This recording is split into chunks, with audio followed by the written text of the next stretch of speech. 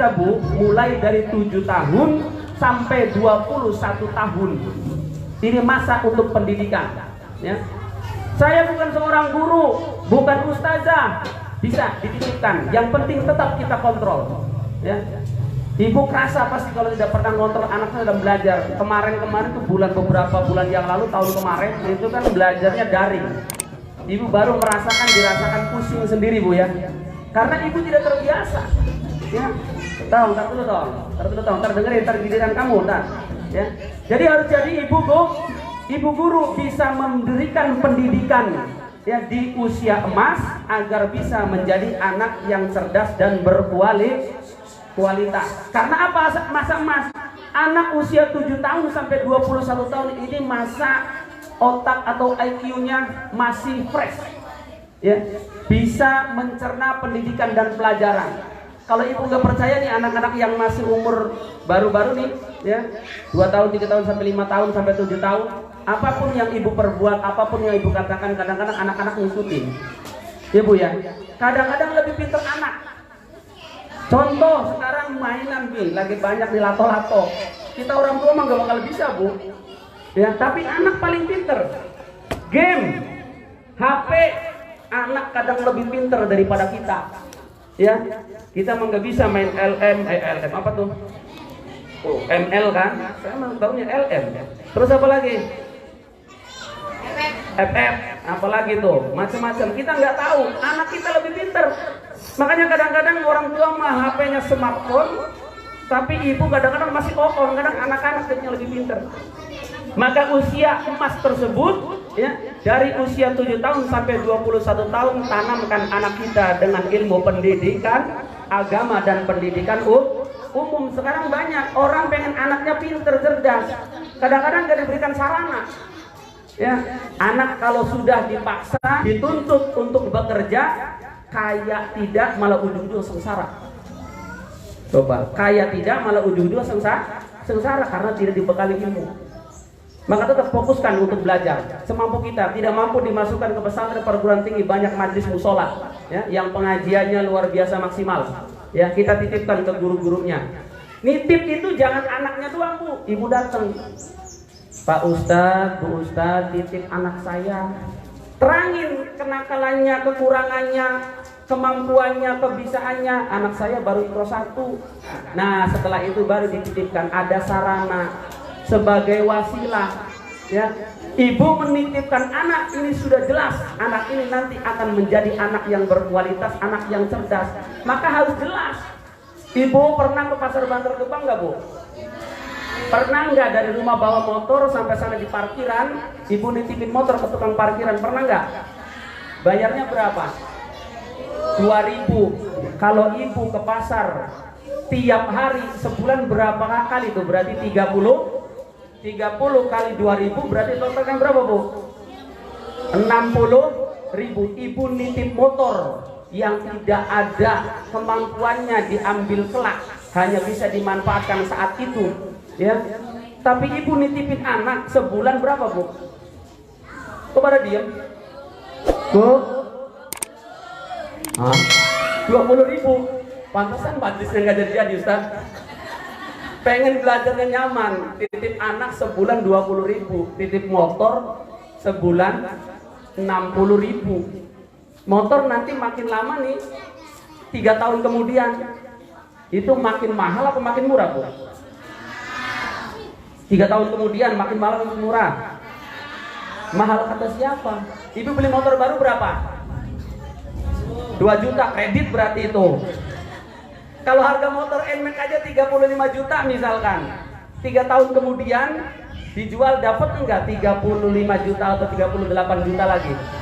Enggak dapat, berarti makin Tapi anak kita 3 tahun, 5 tahun, 10 tahun kemudian kalau menjadi anak yang sukses, anak yang berilmu, ya, luar biasa keberkahannya.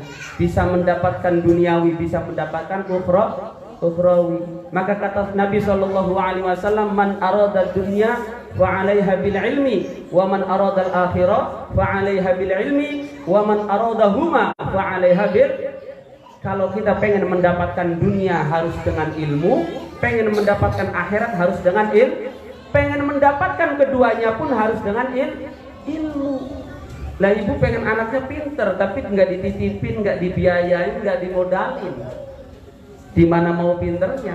Pengen bu punya anak pinter, bu punya anak pinter pengen. Maka intinya adalah didik anak kita agar menjadi anak yang hebat, anak yang luar biasa. Awaladun sholihu yad'ulah. Nah, kalau sudah demikian, ini bisa menjadi alamat orang yang barokah. Apa itu barokah?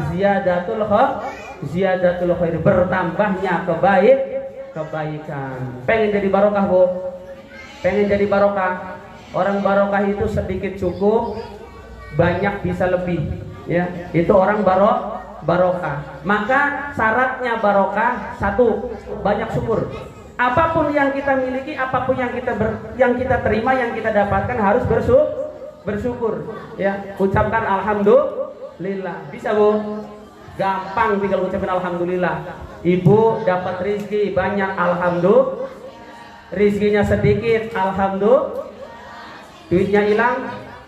Mungkin kalau Allah tidak memberikan rahmat maghfirah, semua yang ibu miliki walaupun wasilahnya dari suami, semua itu hadza min fadli Rabbi. Dari siapa? Dari Allah Subhanahu wa ta'ala.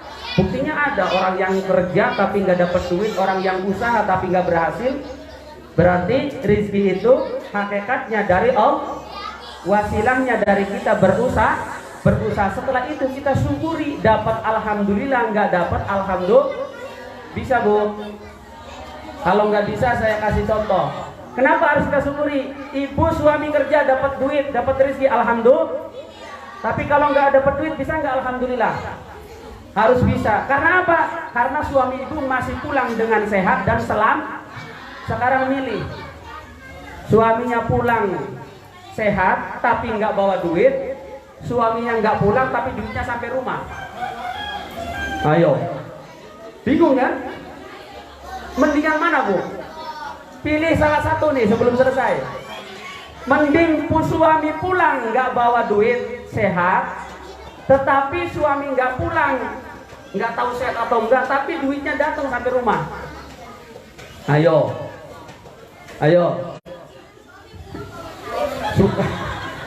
suami pulang mau cerdas berarti. Pilihannya cerdas tuh. Suami pulang bawa, maka doakan ya. Tapi kalau harus pilih dari satu di antara dua tadi, mendingan suami pulang sehat walaupun tidak bawa duit masih bisa dicari, harta masih bisa dicari, asalkan kita masih punya kesehatan, aset yang diberikan oleh Allah Subhanahu wa ta'ala kita jaga. Maka harus kita bersyukur. Yang kedua kata Nabi SAW, kalau orang hidupnya pengen barokah ya, yakni wajhun malihun, apa? Wajah yang sumringah, wajah yang menandakan kedamaian. Harus murah senyum ya.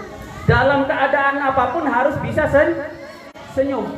Orang kalau senyum kelihatannya bagus, kelihatannya manis, bisa senyum bu, bisa senyum. Harus selalu senyum, tapi jangan senyum sendiri. Satu. Yang kedua, senyum itu ada aturannya. Apa aturannya? Harus bertahan paling tidak 5 detik. 1, 2, 3. Nah, berarti bisa paling tidak 5 detik. Kenapa harus 5 detik? Ibu ketemu sama teman ibu, senyum, harus bertahan minimal 5 detik. Kalau kurang dari 5 detik, apalagi cuma setengah detik, dikira orang aja. Coba ya, tanda senyum harus bertahan 3 sampai 5 detik. Kurang dari 1 detik bisa nanti orang menjadi surudon, salah penilaian. Jangan waduh ngejar saya nih, mentang-mentang saya baru beli motor baru, padahal mah kita di atas senyum ya. Apalagi senyumnya sendiri. Yang ketiga, harus baik tutur katanya, harus baik ucapannya.